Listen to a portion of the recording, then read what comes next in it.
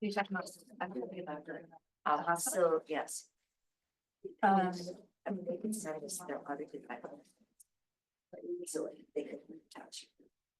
Yeah, she just didn't think about it. No, she didn't want to think about it. No, because it was all over last year's minutes. It was. I think it'd be helpful to moving once after the When I, external presentation. she understood, I was just like, yeah. Hospital facility or financials, not the. Right. No, but if you look at the historical page, everything we were always given, and then they, ever since Jen left. All the information has been incredibly narrow. Okay, I think I we just have agree that it wasn't intentional. enough What? folks to I get just agree started. that it was. Is all we're gonna do is we're gonna move the minutes to approval of minutes to after the Moss Adams presentation to give folks time to review those. So we'll start with introductions, and why don't we do the folks on Zoom first? Then we'll do those present. So. Can they hear us? You want me to start? Oh, yeah, okay. Hi, everyone. I'm Amanda Moore. We'll go a little bit into this, but I'm a principal with Baker Tilly, formerly Moss Adams, but we got a couple slides on that, and happy to be here today. And I'm Kevin Muller-Liley, also with Baker Tilly. Kevin, welcome. Thank Anyone else remote? No, okay. No, Chris. Oh, there we go. Yeah, hi, Chris Doty, Road Department Director. Hello, Chris. Howdy. Okay, that's it, right? We'll start with Steve. Hi, Steve Dennison, County Clerk. Welcome. I'm Susan DeJody, Performance Auditor. Elizabeth Pate, Internal Auditor. Daryl Parrish, Audit Committee Public Member. Patty Dare, Commissioner. Summer Sears, Public Member. Bill Anderson, public member. Kristen Tony, Public Member. Okay, County Treasurer.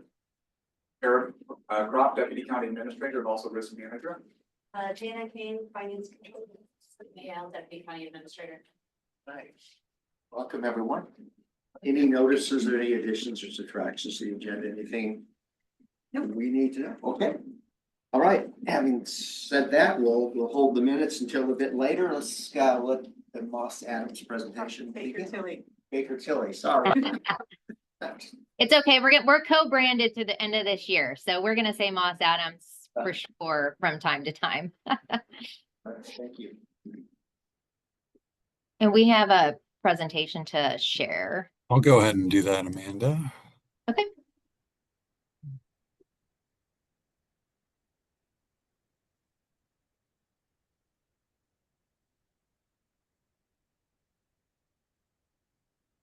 Right. Great. Well, thanks for having us here today to talk about the 2025 audit plan. We did want to start with our kind of our exciting news at Moss Adams. Effective June 3rd, we did merge with Baker Tilly. And going forward, we will take on the Baker Tilly name. But like, as I mentioned before, I'm certain that we'll still on occasion refer to ourselves as Moss Adams. When I switched my LinkedIn profile, I'd been at Moss Adams 25 years. So it's going to be a hard transition, and also going from partner to principal, it's going to be some hard terminology to get used to as well. This is just what that kind of looks like. So this is our combined footprint now with Baker Tilly. So it does take Moss Adams and Baker Tilly will be the 6th largest CPA firm in the US. And you can kind of see where there was some overlap with Moss Adams and where there were areas where just have Moss Adams locations and then Baker Tilly. As you see in the Oregon location there were no Baker Tilly locations already. So what that's going to mean is that really for your audit, it's going to feel very similar, same team, and not a lot of change. And that's definitely our commitment to you, is to keep your same team, but have some expanded resources through the Baker Tilly merger. Go to the next slide. And so with our expanded footprint, so at Baker Tilly, what they bring as far as the government sector is that it is one of their largest industry groups within the firm. And so combined with our government group, we're really excited about that. They have a really large consulting team. And what was nice about the merger, it was really kind of a best of both worlds. The services that we provide really complement the services that Baker Tilly provided, and there wasn't a lot of overlap there. So as we get more information, we'll of course share that with you, but there should be there's a strong emphasis on the government sector, and so we're really excited about that. May just be. Feedback. Can you guys hear me okay? No. You're coming in and out. It may be if you move a little closer, and actually, maybe Yeah. stay a little bit further back from Yeah, your maybe mic. maybe. feedback or something. And I can hear you pretty good, Amanda. I not have an issue. Okay. I opened my laptop and see if maybe the microphone's. That That's didn't bad. work. Does it sound better? That was worse. Hmm. Fine, then. Can you No. hear me now? Yeah, that's good. Okay, great. Do I need to recover anything there? Or did you get the gist? I think we got the gist. Okay, great. This is your dedicated, this is the management team. Of course, we have a lot of other members of our audit team. It takes a lot of work to get through the county audits. But as I mentioned, my responsibilities Yeah. are, Amanda, maybe make sure to stay back away from the mic. go further away from the mic. Yes, Okay, is it too loud? it just sounds really bad, but now it's good. Just don't get too close. Okay, how's that? That's great. Okay. So my responsibilities on the audit are to review the all of the work that were performed, making sure that we are following professional standards, and at the end of the audit, I sign your audit reports. Some more exciting news on this slide is Kevin, who's with us today. He's the audit in charge and responsible for managing the audit and helps me a lot with review. He was recently promoted to director. So I'm pretty excited for him. And so, and then Ashley Austin is our concurring reviewer. She doesn't work on the day-to-day pieces of the audit. She looks at planning and she looks at your ACFR at the completion of the audit. She reviews our audit reports and does really kind of an independent concurring review just to make sure we have the kind of like an outside perspective. And of course, we have a large team of staff and seniors and managers that come in and do the day-to-day pieces of the audit. So we're here today to communicate our plan for the audit. Under our auditing standards, we are required to talk to the audit committee twice a year. So today we're here to talk about our audit plan, the timing of the audit, and what our responsibilities are with respect to the audit. And then I won't go through the exit items, but at the conclusion of the audit, we'll cover all those items on the slide there that really result around our findings and what happened during the audit. And with that, I'm turning it over to Kevin, and I'll put my microphone on mute since there seems to be some issue there. Thanks, Amanda. So yeah, in terms of our responsibility, it's really what's in that audit report that will go in the ACFR at the end to look at and review the financial statements that the county finance team is preparing to ensure that they're fairly stated in all material respects in accordance with U.S. generally accepted accounting principles. What we'll do is follow a number of different standards, AICPA generally accepted auditing standards, government auditing standards issued by the Comptroller General of the U.S.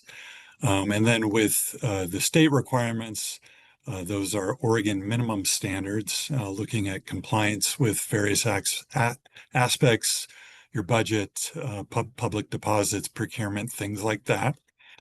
And then with federal awards, we'll follow the OMB's uniform guidance in testing compliance and controls over compliance of your federal award expenditures. The audit's going to be designed to provide assurance about whether the financial statements are free of material misstatement. We'll talk about what materiality means here shortly. And also during the audit, we're going to consider internal controls both over financial reporting and over compliance. And as Amanda said, we're also responsible for communicating with this group at the end of the engagement, our reports and other observations that we identified.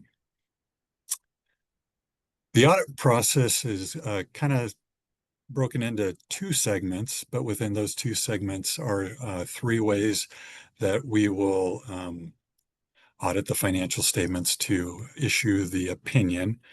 The first is done in early September. That's where we perform risk assessment procedures, and where we think we can get additional reliance, we'll do additional work to over internal controls.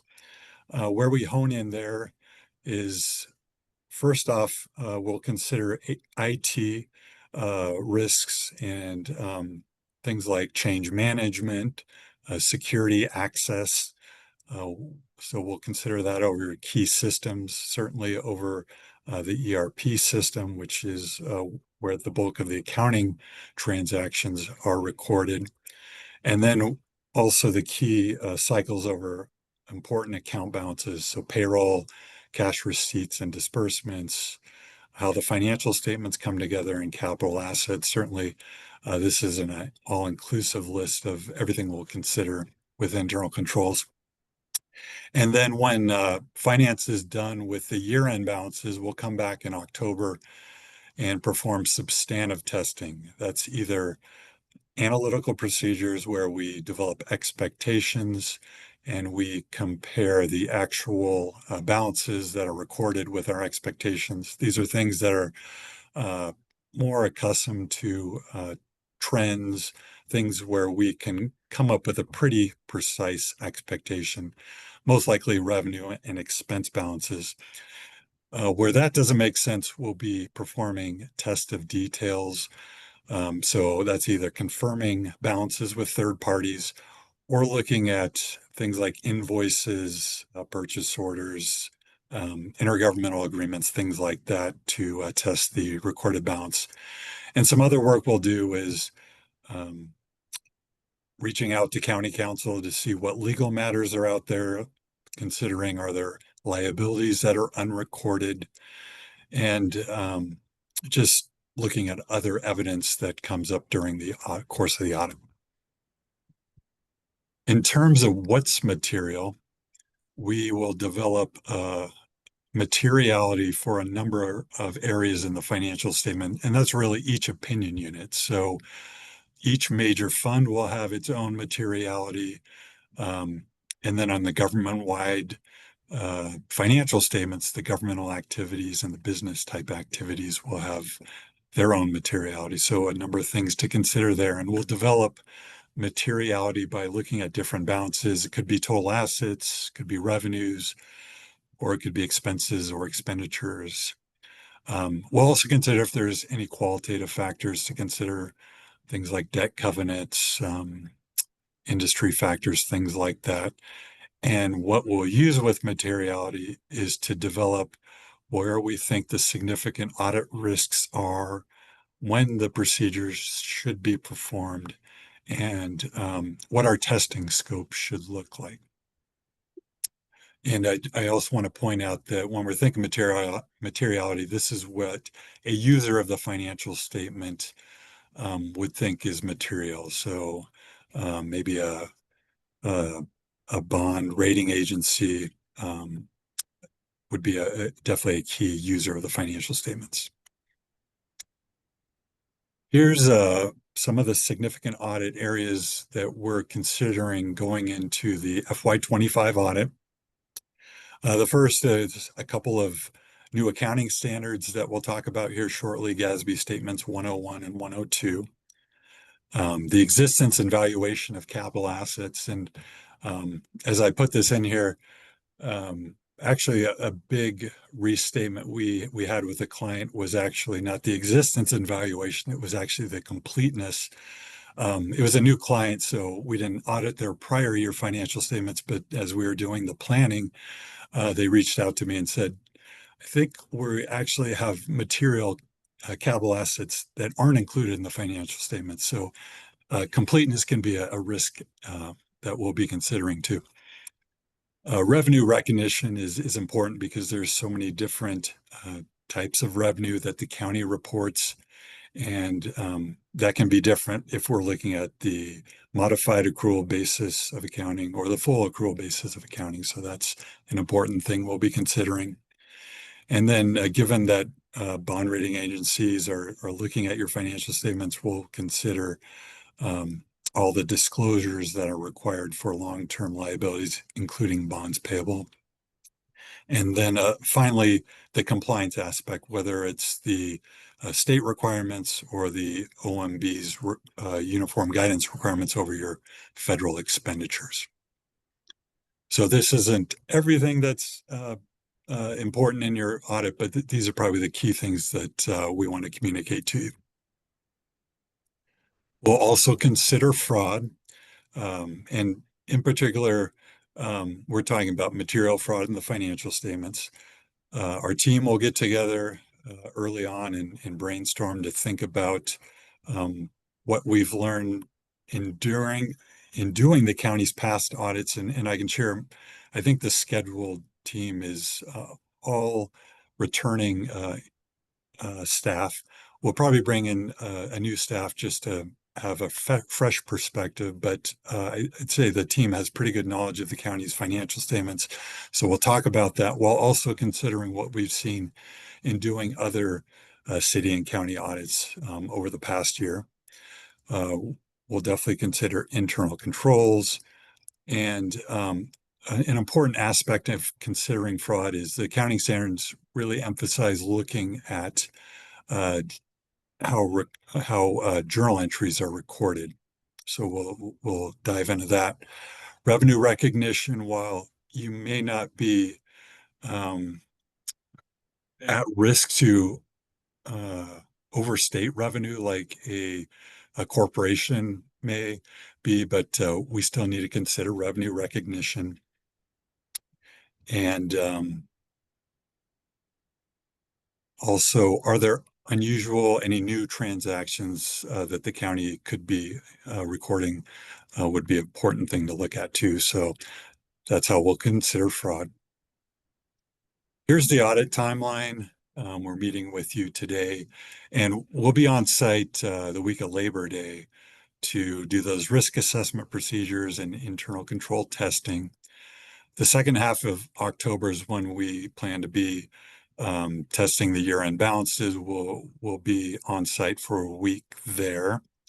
And then shortly thereafter, or maybe while we're still out there, we expect to see the draft ACFR and review that probably leading up into November. And then we're looking at issuing the audit either late November, early December. I think it was December 4th was when the audit was issued last week, and then look to meet back with you soon thereafter to go over the audit results. And I'll share that this is not only the county's audit, but also the timeline for the 5 blended component unit audits. Let's go forward. Okay, so new accounting developments. There's 2 new accounting standards for the county to implement this year. The first one's GASB Statement 101 on compensated absences.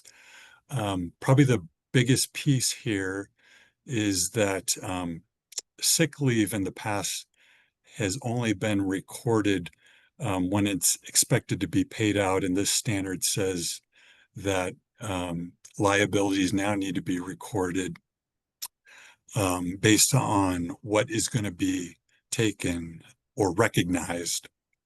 So in talking, I was just talking with a new city client this past week, and they have big sick leave balances, but they don't pay those balances out.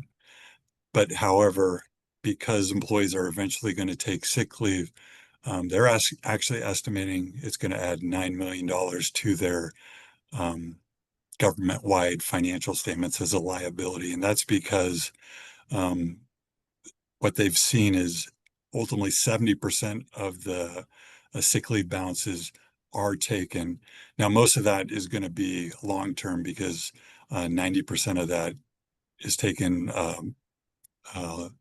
beyond 1 year from the financial statement date. But, you know, that is a big difference and something to consider for this accounting standard. There's some other pieces too, but really the sick leave is the biggest driver here. And then with Gatsby Statement 102, these are some disclosures that could be added if the county sees significant issues with concentrations or constraints. So an example of a concentration, I'm just going to come up with an example. The city of Bentonville is kind of known for having a big employer, and that's Walmart. So let's say a Walmart decides to pick up and move to Texas. Maybe that could have an impact to that city, and then they would need to disclose that event. An example of a certain risk disclosure could be Oregon governments are limited on how much debt they can take out. Most, I don't think, are approaching that debt limit, but if you were at that debt limit and were having financial difficulty, may need to disclose that you're not able to take out additional debt. So those would be a couple examples of concentrations and constraints. When would you need to disclose that? That would be if you know as of the audit report date that one of these events is more likely to happen within 12 months of the audit report date, then you need to disclose that event as well as any mitigating activities that the government is doing to curb those issues. So those are the new accounting issues that I wanted to bring to your attention. And yeah, that's really our presentation. Here's how you could contact Amanda or myself, Ashley too. We have our Baker Tilly emails here, but if you happen to send it to Moss Adams, it'll still work for a little bit longer. And I'll stop sharing the screen to see if you have any questions or want to talk about anything. Questions, anyone for Baker Tilly / Moss Adams? Does your audit get into with the risk factors and the concentrations, get into anything about whether the county can still count on the receipt of federal funds it's expecting the same extent next year as it did last year? Yeah. It's definitely a factor to consider. It would need to have a significant impact to the county. The way that the standard is written kind of sounds like even more than material. So it would need to have a significant impact to the county. And so, yes, that is something that should be at the very least considered and this is just a note disclosure, so it wouldn't impact any accounting, but it would be something to consider whether or not it needs to be disclosed. What about Senate Bill 916 that apparently just passed?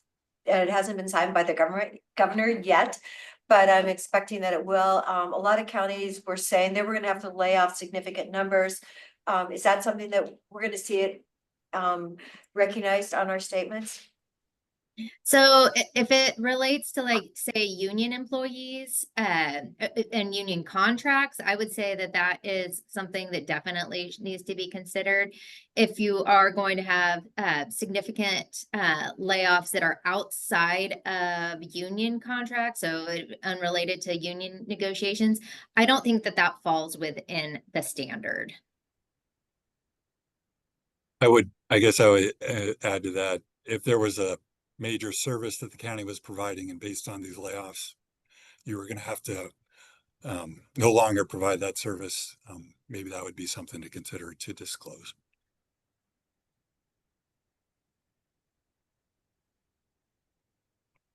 Else? Okay, thanks so much and look forward to hearing the results of this at the end of the year. All right. You bet. Guys, good to see you guys. Good to see you. Thank you, Thank everyone. you. Have a great day. Bye. Why don't we bring the minutes back? Has everyone had enough time to look at them? They have entertain a motion to. I'll move to approve the April minutes. Motion by Phil, April 11th minutes. I'll second the motion. All those in favor say aye. Aye. Any opposed? Hearing none, the minutes pass unanimously. Next item under special topics, biannual audit plan development 26-27. See if I can figure out how to share this.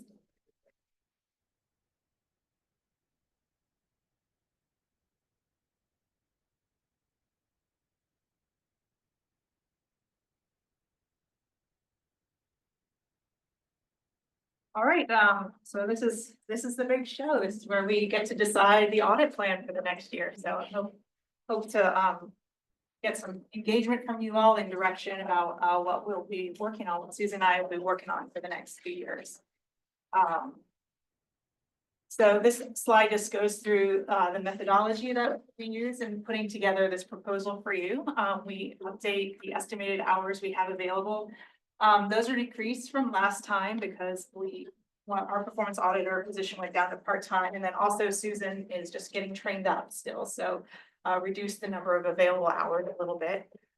Updated the history and timing of audits by department. So we try to, our integrated audits, we have on an 8-year schedule, and then we try to touch all of the departments regularly. So departments that we haven't looked at in a while, up on the list in terms of what we would prioritize.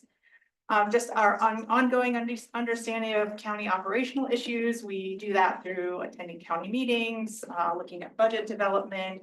We also have discussions with department heads and county management and the Board of Commissioners about what issues they're seeing.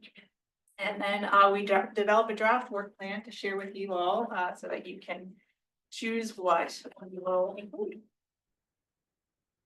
So this work plan includes some carryover audits from the last plan that weren't completed. Continuing our yearly integrated audits on an 8-year cycle. This is the updated parameter for audit hours. So you see there's an additional 500 hours in fiscal year 27. That's because I expect more capacity as Susan is trained up. One thing I wanted to talk to you about is the exclusion of the 911 service district. County Council has decided that they are not included under the authority of our audit code. Nick isn't here today. He's on vacation today. And then also Dave isn't here today, but we'll discuss that more in detail at the next meeting to talk about why 911 is excluded. And then I also added audits based on those ideas and suggestions from staff and the commissioners. And then also suggestions and audits that have been suggested in the past that we haven't gotten to. One thing I did want to talk to you about is the integrated audits. So we dedicate a lot of resources to these integrated audits. But I'm also getting a lot of pushback from management on conducting them.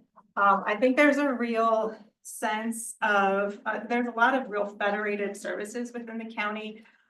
Things that are responsibilities that are shared out to the departments, but also where they're, that the departments then kind of say, point back to central services and say, hey, but they're supposed to be helping us with this. So it's really hard to audit these because there's not a sense of responsibility for the kinds of things that we're making conclusions on. There's also been a change in risk level. There used to be a heavy focus on cash handling in these audits. We've seen that there's not as much cash, just actual currency being handled across the county anymore. But there still are, people are still collecting revenue, and there still are opportunities to intercept that revenue. So it's still out there. But I also wanted to note that we're reporting on this, and we're not conducting these audits necessarily based on risk, but based on going through a cycle. And so at times we do end up reporting that there's no findings. And it's ironic, I think, that it's a bigger risk. I feel a bigger risk when I report that everything's fine than when I report something's wrong, because when I report everything's fine, if something goes wrong, it's on me. I didn't catch it. So it's really tricky to figure out how to report when there's not necessarily an expectation that something's wrong. So I just wanted to bring this up with you, these integrated audits, and hear from you if you think this is something you want us to continue to do. If you want us to dedicate fewer resources, maybe push that cycle out so we're not doing as many integrated audits, or if this is something that you all value that we're doing. And again, right now we're looking at when we do the integrated audits, the scope is IT controls, revenue, and still focus on cash collection, procurement, overall management controls, and performance, operational performance. And we've been doing ADA and accessibility, but haven't been seeing a lot of findings in that area. So I'm thinking we might move that off of the list of things that we look at. We can either talk about this now, or we can wait to talk about when we look at the full list. Let's keep going. Yeah, keep going. We'll come back to it. Okay, so these are the carryover projects that we're working on. One is the election controls. These are from the fiscal year 25 plan. Sheriff, body and auto cameras, homelessness. So those 3 audits are in progress right now. We also have a recruitment and retention audit on the plan that we've been holding off on for 2 reasons. One, that we had been spending a lot of time in HR and kind of wanted to give them a little break. And then also, we don't have an HR director right now, so we're which is all Kristen's fault. We love her. So here's what I'm proposing for fiscal year 25. So a few of these are the ones that are in process, election controls, body and auto cam, and homelessness. So those will carry on. Adding a few integrated audits, including human resources, the road department, and information technology. In the courthouse reconstruction, that's kind of part 2 of the one we did previously, which was a pre-construction audit, and this one will be post-construction. And so I think Lee is expecting construction to wrap up at the fall of 26, and he suggested that we actually get started as early as the spring of 26, start looking at that post-construction. For fiscal year 27, we brought back that recruitment retention audit, a solid waste integrated audit, an audit of natural resources, focusing on the county's, what the county is doing related to wildfire. Sheriff's Office integrated audit. This one, the Sheriff's Office, we actually touch more often than 8 years because it's so big, and we've divided it between the jail and the more operational side. So I think this one might be more focused on the jail. I don't really recall. The road district, which is services to outside agencies. So our road district of course, provides services to Deschutes County and maintains Deschutes County roads. But then they also do some work through IGAs for other districts or cities. And so just looking at the accounting and oversight of their services to those outside agencies. A community development integrated audit. An audit looking about performance measures and reporting, and that would be across the county. And this came out of the integrated audit that we're seeing a lot of repeat findings of really departments not providing useful information to understanding the performance of their offices. And a lot of pushback from them saying, well, that's not our fault. Like, we're not given a lot of guidance. We're not given the infrastructure we need in order to do that. So this would be kind of looking at countywide, how the county as a whole is doing performance measurement and management. And then the final one is looking at the transient room tax. And I'm not sure that could be either on the use side or the collection side, but that's something we have been hearing a lot from people about concerns about how that program runs. These are some of the things that didn't make it to the list because we didn't have time, but are other things that have come up in discussions of things that might be worth auditing. And so if any of these you want me to swap out or others of those audits, this is the time you would let me know about that. So looking at solid waste capital projects, there's a landfill coming up. There's a lot of talk going around about that. Procurement, we have a new procurement officer, so we're doing a lot more centralized oversight of our procurement. But we've also seen in integrated audits that's been a challenge for some departments. Looking at the Veterans Services Department, because we just haven't been there in a while, it's something people are interested in. The capital equipment reserve methodology is something that's come up. Transitioning of light fleet to electric, that didn't come up this year, but it's come up in past discussions with David. Management over limited duration staff, asset management in the road department, the stabilization center. How we are controlling for risk related to ransomware. These two are things that as of the new decision by county council, we couldn't include, would be 911 staffing, and then also looking at the computer aided dispatch program and looking at how that's providing data and whether that data is useful. Looking at our indirect cost plan and how we look at central services and apply those and charge for grants related to that. And then the last thing that's come up is the certified community behavioral health clinic status for the behavioral health.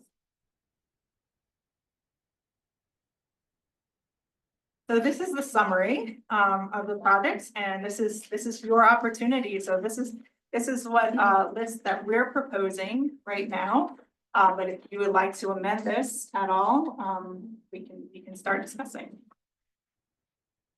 Elizabeth, can you remind me what the risks were on the limited duration staff? I think that was one that had come up when David had been in discussion. So I don't know as much about it. I think part of it is risks associated with creating limited duration staff who may have expectations for full-time staff or departments.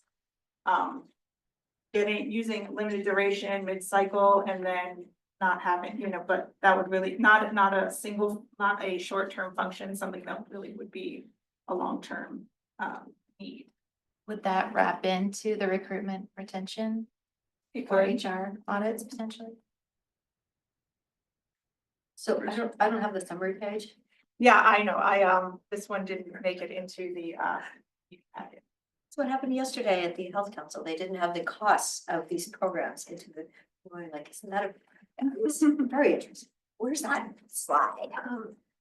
I would started looking at some of these integrated audits. You do have similar findings and similar responses. And I feel like sometimes I mean, the county's big, they can't have everything centralized, but they'll have their own kingdoms, they make their own processes. So we don't necessarily ferret out the root cause, or if we do, nobody wants to own it. I'd rather get rid of like. Fortunately, I know what your human resources look like, because we stole some people. I would recommend that we take off the human resources integrated audit, because they're in a building phase of their own, and you know, you've got comp and equity pay thing. I think that's kind of. They probably don't need an audit in there, and putting in procurement. That is where, that's a high risk area, and make it more of the county-wide, where you can have a sample of your big spenders, and then some of your lower spenders, 'cause sometimes they tend to have very loose control. And you can maybe come up with things that would help the county as a whole, rather than keep making some of the same recommendations, these different entities, and who's really responsible, and look at the countywide. That was kind of my recommendation, that I was, when I was looking at this, I'm like, human resources come up, and procurement, I'm really interested in, because that's spending of all the money. I have a couple of thoughts on that. One is, I was actually kind of looking forward to the human resources integrated audit. Seeing it that it might be, kind of one of the like a transition audit. We do transition audits for elected officials, but we haven't been doing them for, appointed department heads. And this might be a way to kind of give the new director, a list of a sort of a status update of what they're walking into. So that, not to say that you're wrong, but that was one of the things of all of the integrated audits, this is one that I was particularly thinking would be valuable. The other thing is, the way I've done this methodology, the regular audits are about 300 hours, so they're twice the size of an integrated audit, because a lot of the integrated audits, we have checklists, and we know what to expect, and we can get them done really fast. So it's not necessarily one-to-one. We can pull off another one. I'm more open, I would rather have that procurement as a county whole than some of those integrated, just because I read them, like a lot of them are the same. Yeah. And like, I had a little empathy for human resources. I should, I mean.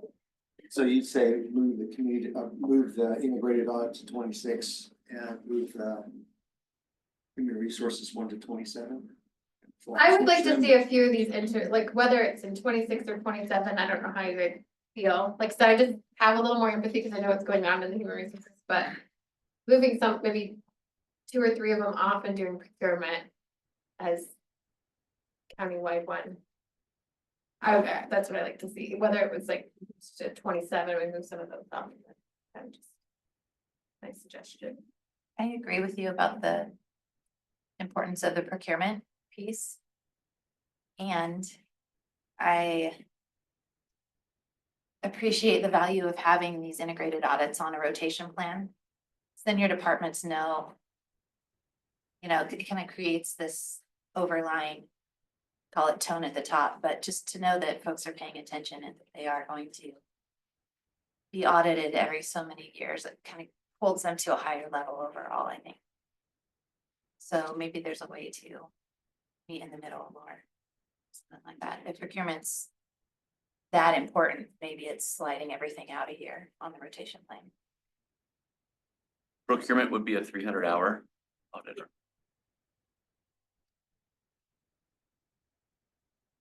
There is potentially a fairly large amount of risk there, right?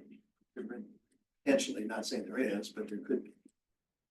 Yes, and I think particularly because that wasn't an area that had central function previously. And now it's moving that way, so it would be a good opportunity to kind of see. Yeah, how it's changed, and we're seeing less risk in that area. Sense. It might even help the centralization encouragement too. Yeah. So what would we think about proposing to add procurement into fiscal year 26, and then that would move, we could just shift all the integrated ones down, so that would take the sheriff's office and community development integrated off, or or do people like Kristen's idea of taking the human resources one off and maybe another one?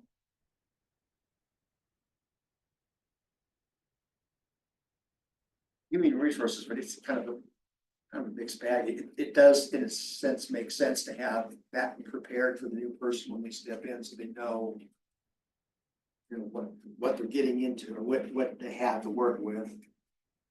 The other hand, the other way would be fine too. Do you have any strong feelings about it one way or the other? I do. Um, I think we have probably one of the best road departments in the state. I hope Chris isn't listening, because I've actually asked him to go to ODOT like 4 years ago. Do they not need someone like Chris Doty charge, where maintenance is actually not 3% of $1.9 billion? Anyway, if you needed to flip something, I don't know when they were audited last, but maybe they could go to 27. That's 150 hours. It's been a long time, so road is, He is one of the that shining stars. is most outdated, so that's. Oh, well then, we should be doing it now. That's why road's up there. This Okay, is- this sorry, is just, Chris. The order of when people have done it last. Okay. Do any of them seem like higher risk? CEO is like, the one hasn't been done for a very long time. Is it like, what if we weren't just going by the rotational, kind of what you know, is there ones that we should do and ones that could be pushed off? We've never done one for information technology, and that's because they used to be cash handling and they don't collect any cash. So that one could also be considered one we haven't touched before. But on the other hand, I think because they don't collect cash, they're not outward facing. I think that's a lower risk one. Sheriff's Office integrated, that's one where that's on a 4-year cycle instead of an 8-year cycle. And we've also did a transition audit just recently. I think the sheriff's announced that he's planning to retire in July. I think we probably. August 30th. And we probably won't do another transition audit at that time, because we did one so recently. But that might be a reason to push that one down. I hate to say, like I said, I think the human resources one could be really helpful to the new director. I hate to say, which, you know, of road, solid waste, and community development, I think is the highest risk, because I don't really have an opinion on that. Okay. But they're just up there based on the last time they were audited. Cause they've 7 years. Yeah.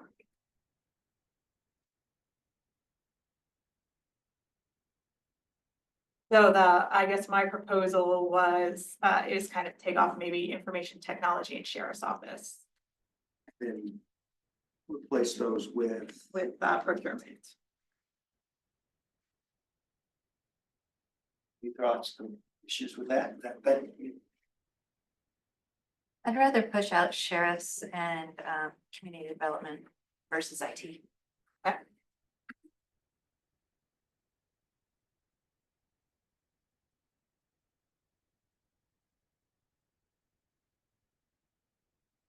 how active has community development been of late, with permits and things like that? Is it busy time, slow time, clean time?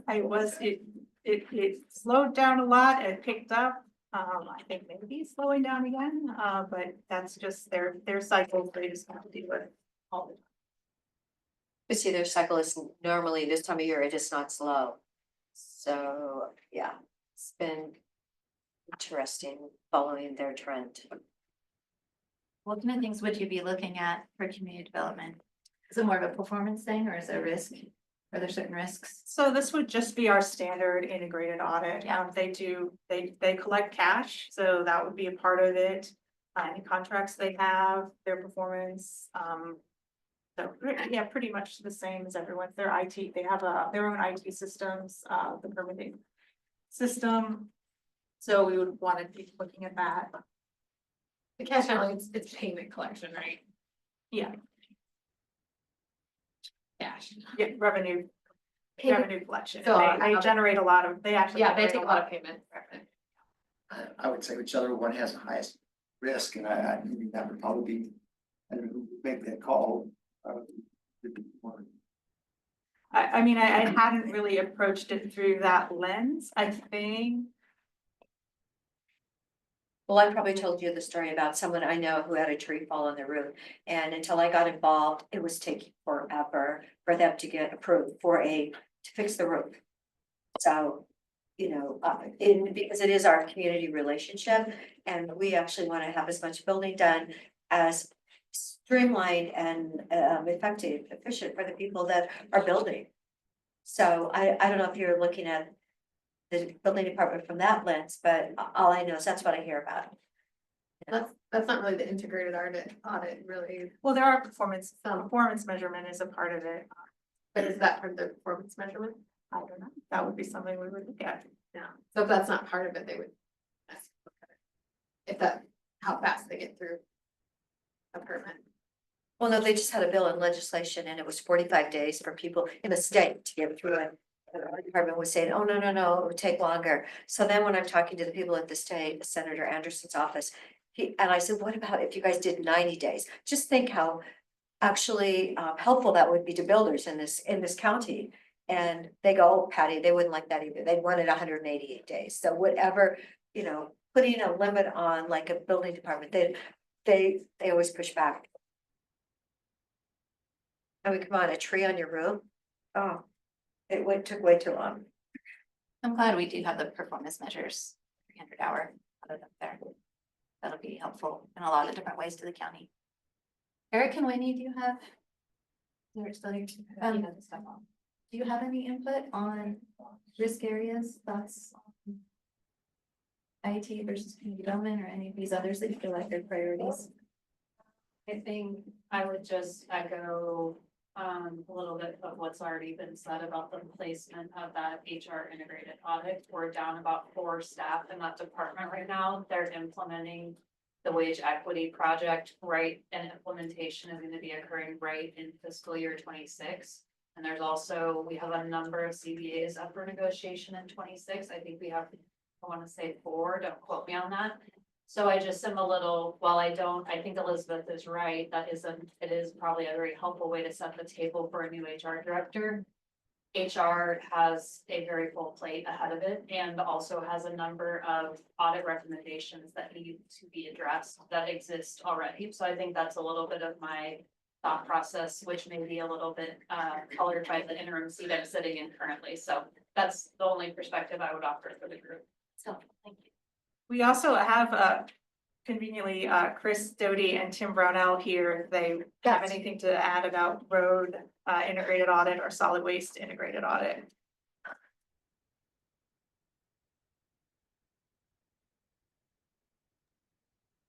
Yeah, hi, Chris Doty. Nothing to add really, just see where we're at and understand it's our time, so looking forward to it. Perfect answer. Perfect. I wouldn't expect anything less. Well, can I say ditto? Sure, Tim.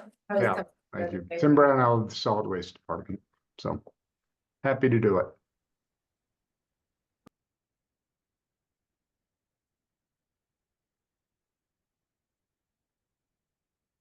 Well, I do highly value Whitney's input on the human resources audit. I understand the reason to try to push to get it done, but we should push that out. Yeah, I would agree with that. So if we push out human resources and sheriff's office and replace those with procurement, does that make sense to everyone? Yep. Yes. Good with that. And then I guess I would also say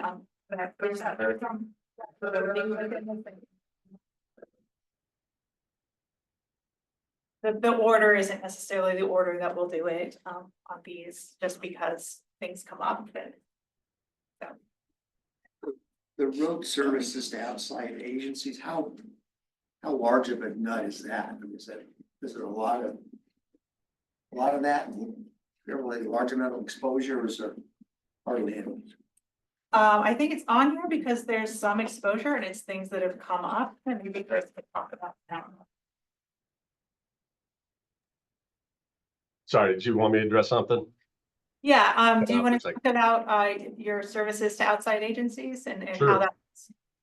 Yeah, we bill anywhere from $500,000 to $1 million a year for a variety of different services to partner agencies, cities, in Deschutes County, other adjacent counties, a little bit of Forest Service, BLM, ODOT as well. So mostly through intergovernmental agreements. Don't do a lot. We do a lot, or do a little, I guess, with road districts that we just enter into IGAs or separate contracts with, where actually they'll do services for us mostly. But it's a line in the budget. It's a service we provide as kind of being a partner to fellow government agencies and big brother to some others. So it'd be the same, I mean. You're like, I mean, I know they're spreading 2 years, like, could you just be in there time? Yeah, we probably could do that at the same time. I mean, I like, There, right? I mean, yeah, well, it's. Do like one engagement, I mean, it's just more efficient if you are hitting thing or Okay. combined, just with your timing. Yeah. To him together. You're not hey, we're back a year later. I mean, another reason, and part of why this looks like this is, I think, the way that the audit plan is gone. And maybe community development have been considered lower risk for whatever reason, and so they're kind of due for both. And so this would be a way to kind of just check in on road, give them a little more attention, because it's been a really long time since we've been in road. We could do like an abbreviated, integrated audit as the road services to outside agencies. I don't know if I'd want to give up the whole 150 hours. No, but I think if you gave up just even a small portions, put them together. Yeah, be there at one time. It could be one big audit with both elements. You may have a pretty good indication whether or not you need to go back to once you're there, you know, things are good. You really have to go back again a year later. Yeah.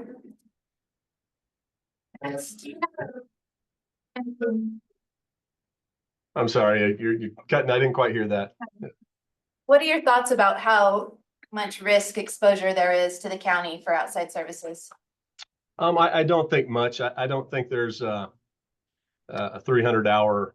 Yeah, I don't know how long audits take, but I would think the integrated one from a time perspective would take more than the outside agencies. Mostly because it's all intergovernmental agreements. And so the contracting isn't as in depth. And it's just cards on the table. My only request is that it'd be nice to get through our summer maintenance season and activities before, taking on, the oversight of an audit process. It'd be my only thing to try to put us later in the fiscal or at least fall winter timeframe.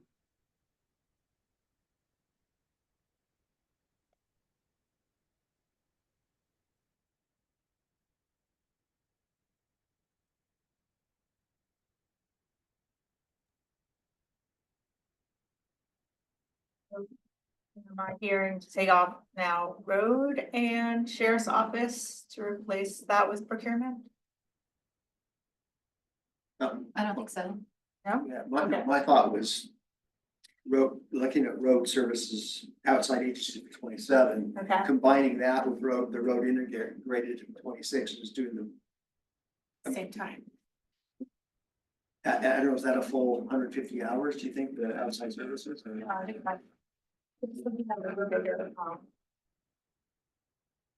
may not be. I don't think it's honestly that big, Okay. really. No, we do things for Redmond, we do some, we do a workaround.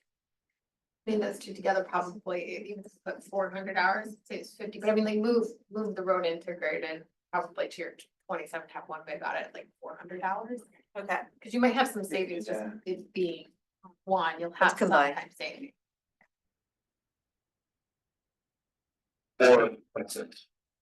Does it really be And- 27th if it's been that Really long? I don't care. Okay. Yeah, then human, take out human And, resources. and like I said, the order, we're not really, we're less looking for input on the order as, it's just what's on here. The whole list, yeah. We'll talk, we talk with Chris about, what timing should look like, As you put it as we together. put it is. Yeah, if you could just put those together where we're, make it maybe just a 400-hour audit, because you should have some time savings. One. Just engaging and re-engaging it, just haven't been engaged once. Yeah.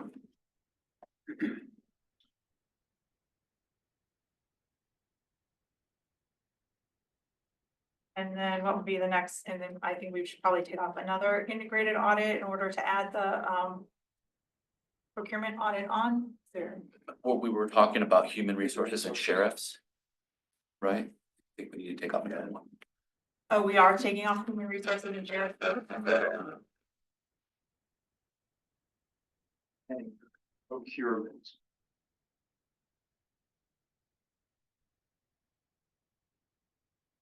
So the procurement officer that works in your department, right?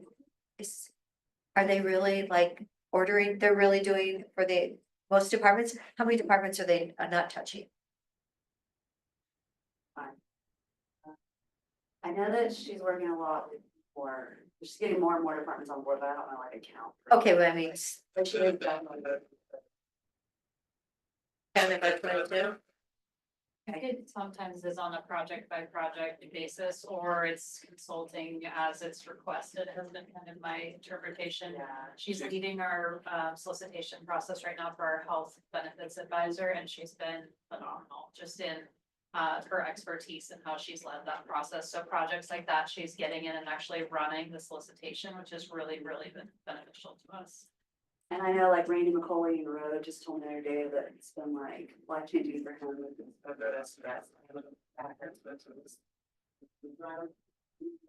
She building like a really good relationship with the sheriff's office, which is we've been working for a while, so. Because they have $1.5 million worth of auto parts out there that someone needs to actually organize. And part of the, They are doing it.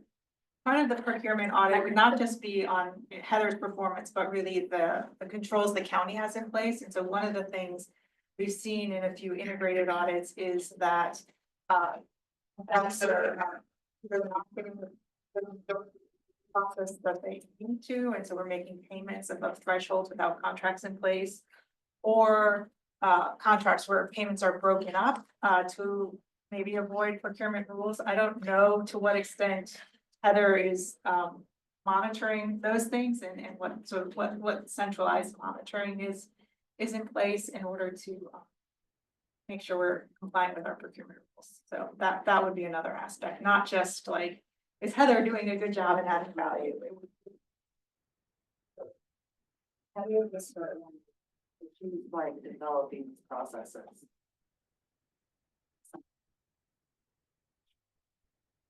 She did get, we had a department that didn't want to use our contracts module, and she's been able to get them on board, so that's like. She's persuasive. She is, yeah. Which is like what Elizabeth's talking about, is when it's like a direct entry on an invoice. And all the procurement and the contracts and everything is like attached on the invoice, and that is a lot harder to track if you're not.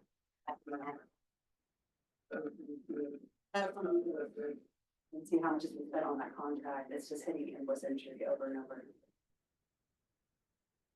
So yeah, getting that department on is huge.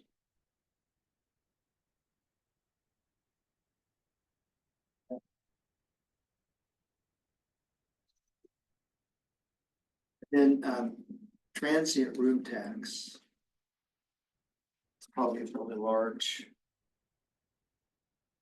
Yeah, so it's something that we're talking a lot about, to both me and to David, like both, are we collecting what we need to collect, from that tax? And then also, how are we using it and how are we making decisions about how to use it? For some is discretionary use. How long has it been since we collected that? since we've looked at that. We haven't actually really looked at it. Aaron looked at it a little bit when he did the finance transition, I think, when Robert came on board. And I remember those, the audit to look more closely at that, which I think you've done. Yeah, we have an annual audit on, they take a sample of a group of people that are turning over this tax and then audit their records to make sure they're turning it over appropriately. I think that's in county code, that we're required to do that. Do they look for non-reporters too? I know that the software that Judy uses is actually like acquired new software 4 years ago. And it actually goes out to the websites and they put some of it. They have like a mechanism where they're reporting back to CAB to make sure they have their current data too, so. Pretty good process going. They've picked up a lot of people that weren't reporting it because of that software. No doubt it's an important revenue source for the county, I'm sure.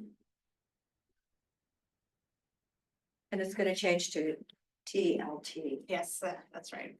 transient lodging tax. Just. I think that one's important. I mean, it's fine there. I don't know if we need to move it or change it. Have on the, at least on the tab for. I can go back to this slide just in case there were other things that. With regards to solid waste, is the timing good on that? It would be better to let the current process of finding a new site. Yeah, develop a little- I've been thinking about that. That is that's something that people are really interested in. But I've also been thinking like, well, what would that really look like?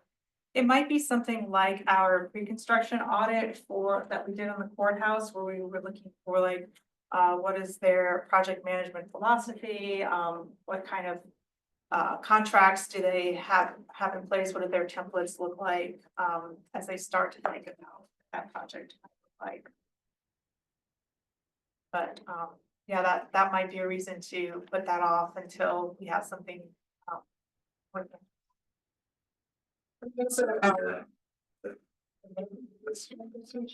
Has had some capital work done, and I think there might be another transfer station that that's on the capital projects list.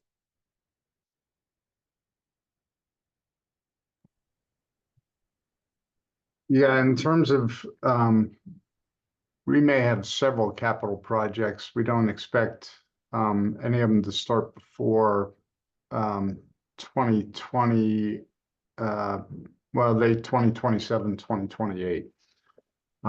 But we are looking at the potential development of new facilities on the not landfill site that could commence in 2028 if approved by the Board of County Commissioners. We would be taking those to the commission in about a year. We are looking at a new transfer station, Southwest Transfer Station, in 2029.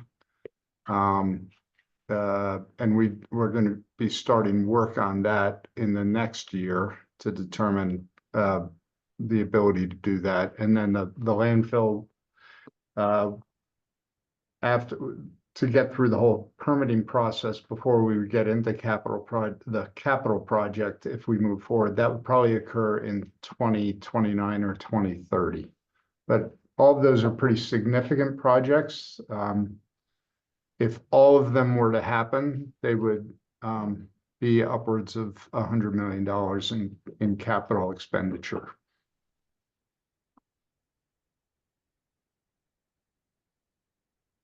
So not insignificant.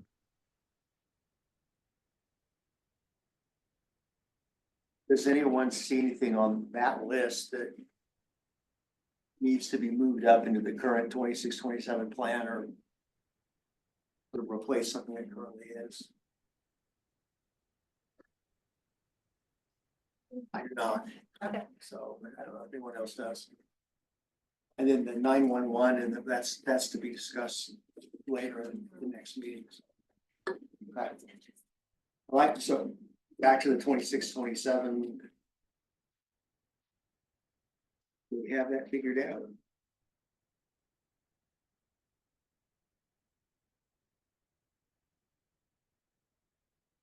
Delaying, right, I the guess human so. resource, No. we're delaying human resources and sheriff's office. We're adding procurement and then hopefully combining the road Yeah. integrated services. Yeah. So like Scaling back. Yeah. Scaling back that side services. Okay. Yeah. So we need that approved by you, so. All right. Need a motion to approve that? Chris, you want to make the motion and say? I what you just- don't you just understand did, that. Kind of what you just did, so I'll say. All those in favor say aye. Aye. Any opposed? Hearing none. Have your list. All right, thanks everyone. Thank you very much. So I will print that out and share that with you all and get that on the website. Perfect. The last thing to discuss is when we had our Association of Local Government Auditors Conference in May, was May 5th and 6th in Minneapolis. I went and it was really good. One of the things that came out that we had a lot of conversations about kind of the politicalization of audit functions recently. So the Iowa State Auditor was there talking about changes there and how it's impacted their functions. They were trying to do an audit of their school voucher program. And the legislature did not like people looking at that program. And so has changed Iowa State rules to really limit their access to information, saying that it's pretty much at the discretion of department manager or agency management to provide information. I think other things, we're thinking about. So on one hand, limiting audits function, but then on the other hand, high profile work in oversight like DOE, how, and how these things are impacting us as local government auditors as well. And I think a lot of it has to do with we need to do a better job of explaining what we do and why it's important and how it's independent and not political. And how we have these standards that we rely on in order to make sure that it's not political. To give people more trust, because I think as it becomes kind of a political conflict, then people just think that audit is another voice in that argument, I guess. But we really see ourselves as doing something different and doing something very methodical and objective, and that's really important to us. I also always, when I go to these conferences, focus a lot on fraud training because I need that for my certification. So I got some really great feedback from other shops about what evidence standards we used for kicking off investigations, and that was really helpful. Also, another interesting thing I brought back was using smart sheets for audit follow-up in order to kind of streamline that process and make it more efficient.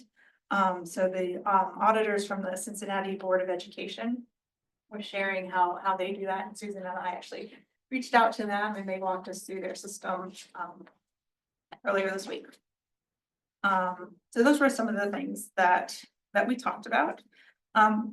It's not related to the ALGA conference, but it's kind of related to professional development and maybe you're interested. We started an audit report book club amongst local government auditors. Wow, that is exciting. Yeah, it is exciting. So we all are getting together once a month. We read an audit report from someone outside of the state, and then we get together and talk about like what we think, what our takeaways from that report. And I really did that to help onboard Susan. I was going to do it anyway. I think one of the best ways to learn to be an auditor is to read audit reports. And then I thought, hey, let's open it up. So we have about 8 people. like there's more than that. Oh, there's a lot. Yeah, so I think all the audit shops, all the local government audit shops across the state are participating, so that's been kind of fun. We had our first meeting this week. Did you initiate that group? I did, yep. That's pretty awesome. Yeah. Okay, any thoughts on that or else? That's all I have. Audit book clips are fun. To find the auditors. Or maybe not, Chris. It depends. It depends. Could be, depends on- Depending on the topic. We read a really interesting one. The first one was very, it was out of Seattle, and it was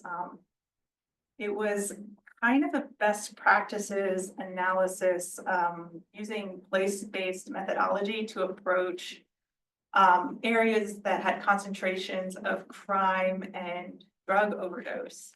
And it was written by, they have a PhD on staff, and it was extremely academic and hard to read. And a lot of people said like, well, after I read it 4 times, I understood. That's not a good audit report. Yeah. I just think Denver just released one on workplace culture. Oh, That was actually really interesting, and they actually have a brief that's easier to read if you don't want to read the whole thing. okay. So maybe we'll add that. So I might be a nerd too, I might read them occasionally, and I'm not a nerd anymore. I'm a nerd. What's your excuse? Yeah, I don't know, I was like, well, that one looks flashy. I'll add that to the list. It's good, it's a good read. That was an interesting take. I'll wait for the movie to come out. Don't hold your breath. You never know. Okay, let's move Well, on. there was a movie called The Accountant, don't There- forget. there- There's accountant two now. Oh, yeah, that's There you right, go. with Ben. See? Another- See, there's something, you would Yeah. never know how exciting they were. That's a sign of success.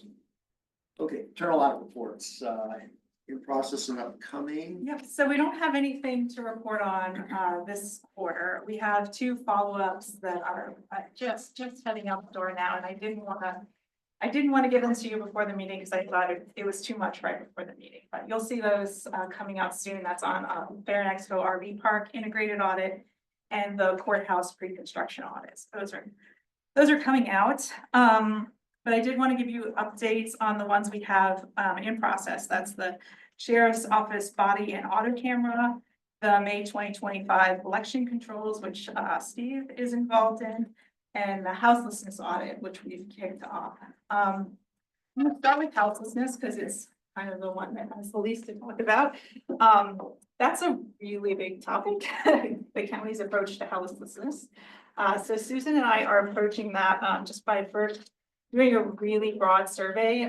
We reached out to all of the departments that are involved in some sense with this program. We've started with behavioral health, property management, community justice. We've also got a request out to the sheriff's office. We're gonna meet with all the commissioners. And we're gonna meet with the commissioner, Eric. And we met with Eric. And then we're kind of just gathering background information through that process. And then I think we'll come up with a scope, which is gonna be more smaller. And then we may even need to do another round of sort of scoping with that once it gets a little smaller. So it's kind of our background project, and Susan's been taking the lead on that. Yep. So she's been setting up a lot of those interviews and doing a lot of the research. So it's an interesting topic. Did you budget that as a 300 hour?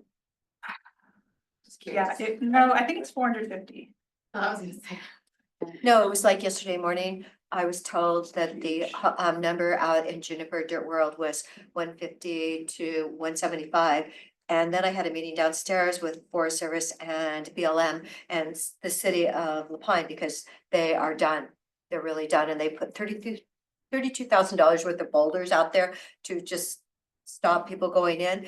And then I got back upstairs and I was told, oh no, they count probably 180 of how many people are out here in Dirt World. But the good news is the juniper clearing that we put in for, that's all been accomplished. And I'm told that the houseless people are also taking out junipers. So Every down juniper makes me happy. Cause they are Roman candles because they explode Yeah. and we got Sutera right on the backside. And that is such a, if the wind is coming from the wrong direction, we are really in trouble. But that's how the numbers changed in like 2 hours. I'll get the real number, hopefully Monday, Tuesday, whatever. The real number. Changed. Well, yeah, because people actually come here in the summer. Too. Well, that's one to definitely. Yeah, it's an interesting. Oh, It yes, might that's be right. good, yeah. See, that'll be an interesting audit report that you can. And Denver's done, I think Denver's done a really great job of looking at this. So I mean, and like a series of starting big and then getting smaller as they have done a series of audits on it, so. We'll be looking to that. The other two audits are harder to talk about. So we are seeing significant scope impacts on both of them. On the sheriff's office, we just got word from the sheriff's office that they don't want to share the body camera footage with us. Because they say it has criminal justice information. Tried to talk with them about how we have policies and procedures about looking at criminal justice information. Auditors across the state have access to criminal justice information. They were just being very adamant that we don't have a need to know and shouldn't be able to look at that in. I mean, this is something that you all put on the audit plan, and I can't really imagine how you do a body camera audit without looking at body camera footage. So, so we'll probably be writing that audit up with a scope impairment. We also have objective related to public records requests. I think we'll be able to report on that one, but overall, that's a pretty significant scope impairment. The other one, like I said, Steve is related. So if you have questions about it, you talk to him. I don't mean to put him on the spot though. So if, but one of our objectives in that audit is to look at IT controls around the ballot counting software, which is called Clear Ballot. That was one of the really high risk areas that we heard about as we did outreach, something that people are really concerned about. There's a state law that says that the clerks should put together a security plan, which includes IT security and exempts that from public records requests. We requested that from Steve. He said that he shouldn't have to provide it to us because of the public records request law. We came back and said, well, we're not making a public records request as an audit request, and it's associated with this, and we can keep it confidential, but he didn't feel comfortable with sharing it with us anyway, so that'll be another pretty significant scope impairment.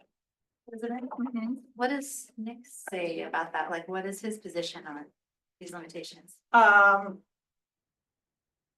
Well, Nick doesn't oversee either of those offices, so they're both elected offices. Yeah. So I have consulted with county council about them, and it's actually something I want to talk to you all about. I want to share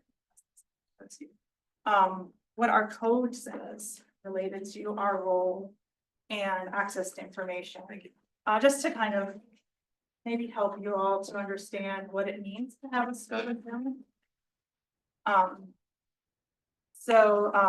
This is our code that's related to internal audit. The first paragraph talks about why we have an internal audit function, and it's to provide objective assurance and consulting services to improve operations through improved performance, enhanced control environment, thereby providing accountability to residents. One of the things that's really important to us is independence. So on the next page, section 25 talks about our independence and the standards that we're required to follow, which are set up by the Comptroller General of the United States. And that really talks about how the rules we need to follow in order to make sure that our findings are objective as evidence-based, how we need to plan and use risk to decide what we should audit, take guidance from the audit committee, also in advance, put together our work, carry out our plan procedures and then report on what we find. And it also, the section also says that we should remain free of any influence from organizational elements. So that we really need to make our findings independently without management impacting what those should look like. Another thing I wanted to point out is what our authority and scope includes, because I think there might be some misunderstanding. And some people may think that we really should just be limited to looking at financial aspects. But section 8 here talks about looking at operating at administrative procedures and practices, systems of internal management controls that have been established by management. So our job is really to look at management controls and to assess the effectiveness of those in the departments achieving their outcomes. The next section I wanted to bring to your attention is related to the work plan. And this section says that our work should be done according to the work plan that's approved by the county administrator and the audit committee. So that's the work we just did. When we do work, we only do the work that you're directing us to do. So you've directed us to look at body cameras and election controls. And so that's why we're doing the work. We're doing it in service to you. The next section I wanted to highlight is page 4, section 60. And this is the one that talks about our access to information. And this is the one that I think might get answering Summer's question. The code says all officers and employees shall furnish the Office of Internal Audit with unrestricted access to employees' information and records. And so that seems pretty clear to me that we should be having access to the things we request as part of our audit. And then the last line says a discussion of appropriate access should occur with county council if access is restricted by applicable law.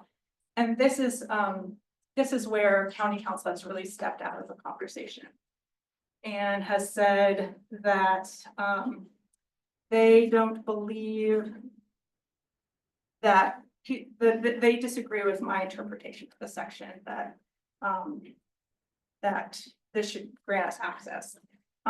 We really haven't had discussions about what restrictions apply to not giving us this information. I disagree with your interpretation.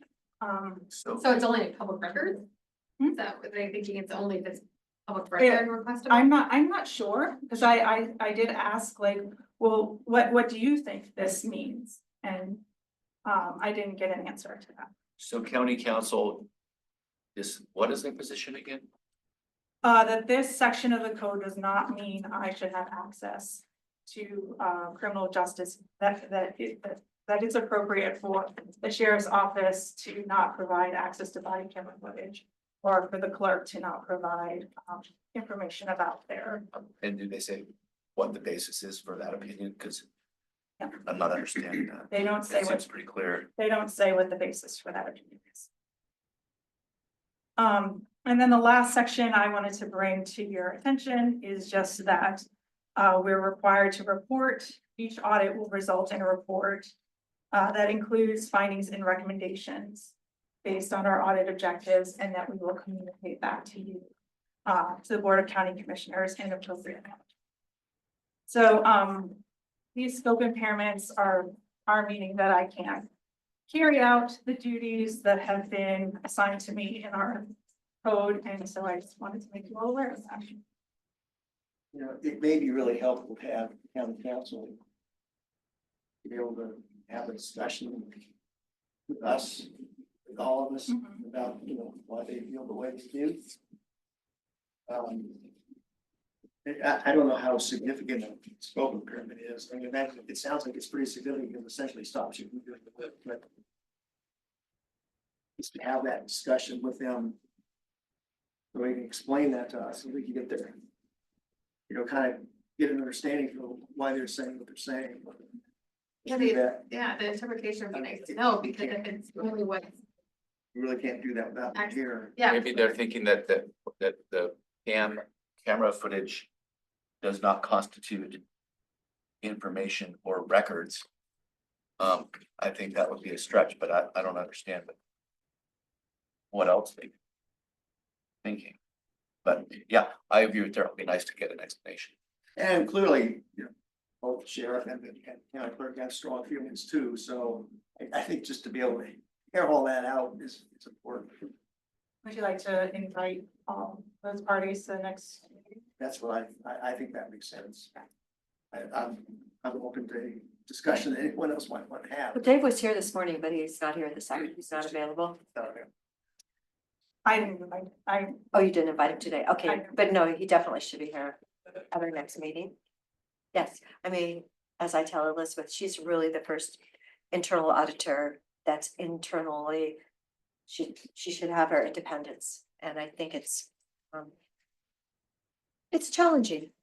I also really want to know from you if you see room for interpretation in the code also, and your feelings about what the code says. I don't see where you're supposed to have access to everything is how I interpret it, but it's. I'm confused when certain things. Suddenly they agree, we need to know why, because this will impact all other audits, that's why. I really want to, like, Yeah. what are you not allowed to see, and if this is just because of public. Can be public records, you're not public, and. Limiting that is concerning, and you have. You have control, you'll report certain things anyway, and, yeah, I read it as you can, so it'd be nice to know what those sideboards are, we need to know, because this can impact your other audits. Daryl and I are meeting with Dave, Nick, and Tony DeBone the week after next. They've called a meeting to kind of talk about my work and the scope of my work, because they also have concerns, I guess, coming in the direction that they're gonna talk to us more about as well. We need to see what's coming from their direction right now. We read this and it says what it says, but obviously other people see it differently, so. They're not here to articulate how they see it differently. I think they need to be. I agree that we need to hear them out and understand where they're coming from.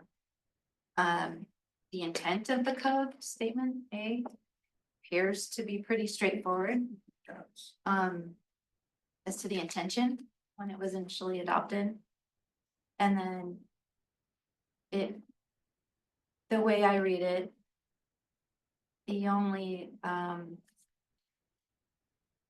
argument against it is if there is some other kind of applicable law that would restrict it. And so if it's something outside that and they want to modify code, maybe they need to do that. Well, but Yeah. as it stands now, I think it's a pretty big deal, the limit the scope. Because again, as you were saying, where do we draw that line then? That's why I think the whole issue really needs to be aired out. Yeah. With everyone, with all parties. Yeah, I agree. It feels particularly poignant to me at this moment in time when we're seeing things happen like in Iowa State, where this process becomes political, and how valuable it is to have this be a process that's not political. And that's something that I really strongly value. On the other side of that, I value the integrity of our systems and the access to those systems. So that's what I nest over. The law is that it's not public record. I don't share that with anybody. The critical, and also, now I'm gonna get nervous. It's okay. But, elections are considered critical infrastructure. And I take that serious. Yeah, you have practical concerns based on the integrity of your. And I'm sure the sheriff does too. And I've shared that, our plan with the state, and the plan has been approved. Yep. Outside of that, not obligated to share with anybody. And that's how I interpret it. It's okay, so people interpret it and for the legal side.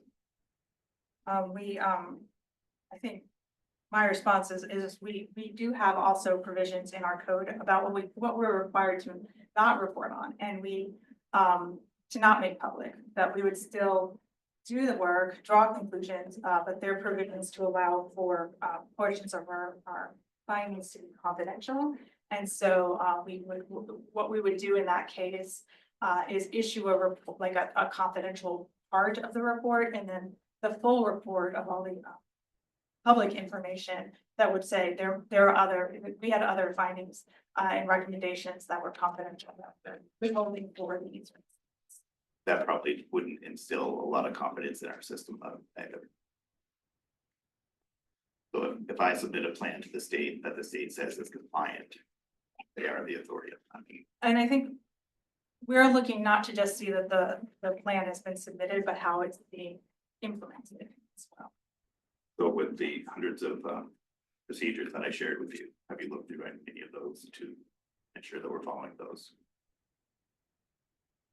Well, some of them, not all of them, because we can't look at all of them. So the cybersecurity plan, that's not disclosed, that's in statute as well, as part of that ballot security plan. Are you authority on that? Cybersecurity. We've done a lot of information technology surveys as part of our integrated audit. So what we would look at is very similar to the checklist that we would use for all of our audits. That's very specifically not disclosable as well, the cybersecurity. And if that's the case, in instances where those aren't disclosable, we would make recommendations that are confidential. And then say, you know, we did that, our public report would say, we did this, and those recommendations have been given. So you do review cybersecurity plans? I Yes. thought they weren't disclosable. As well. So maybe part of the clarification for all of us is we understand what's not disclosable to the public, but this isn't the public, this is an internal department with audit. So that's kind of the question, is that in between, right? And I understand, right? Totally understand where you're coming from. What's our systems that considered critical infrastructure? We're not sure.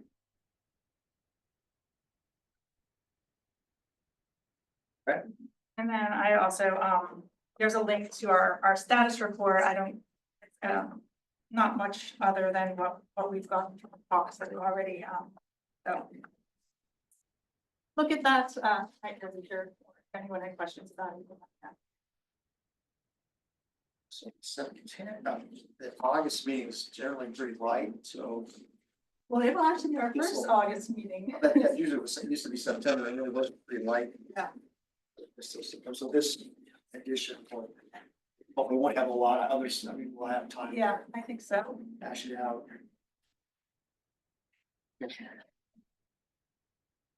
Anything else on that? Okay, so the next meeting will have, a council here.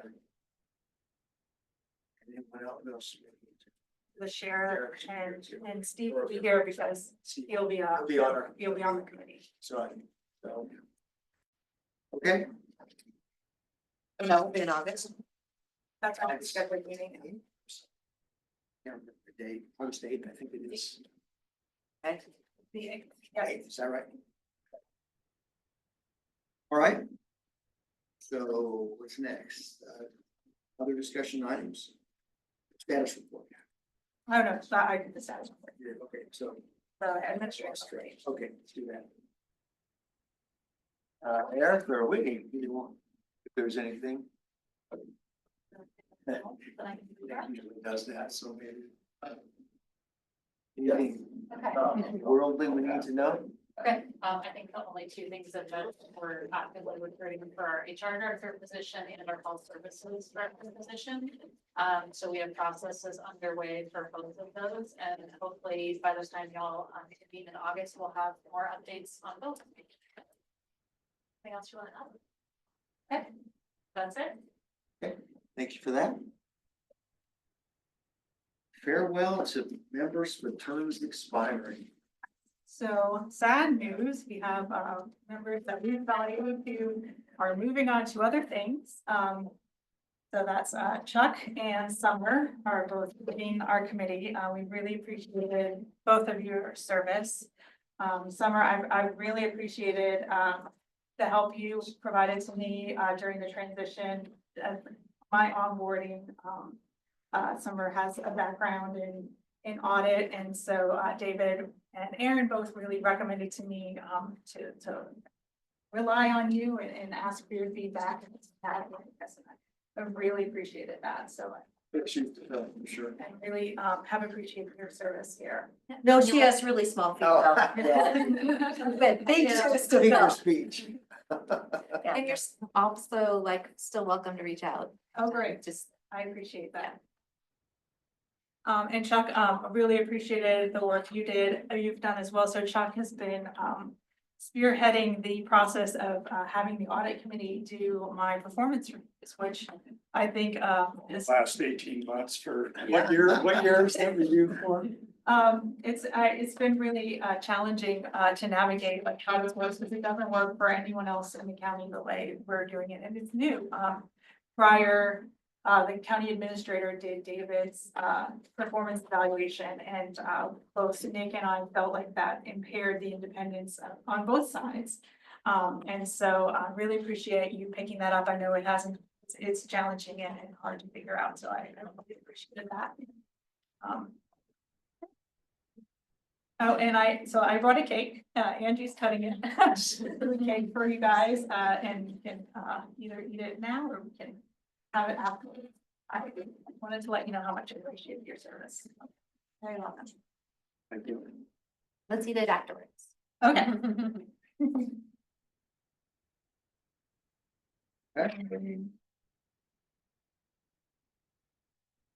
Well, we have the cake.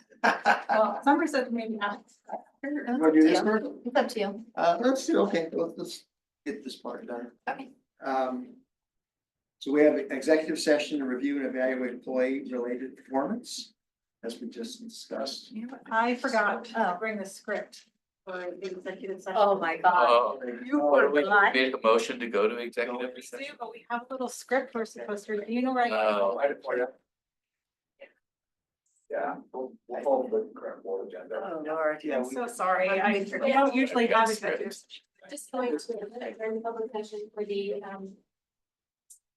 executive session under ORS. Okay, so right now we are going to adjourn the public meeting for an executive session under ORS 1926602I to review and evaluate employment related performance for the annual performance review for the county internal auditor. I think if there are any members of the media here, can remain, but other than that, it should be just ask people to excuse yourselves, and we'll let you know when we come back into the public meeting. Executive session.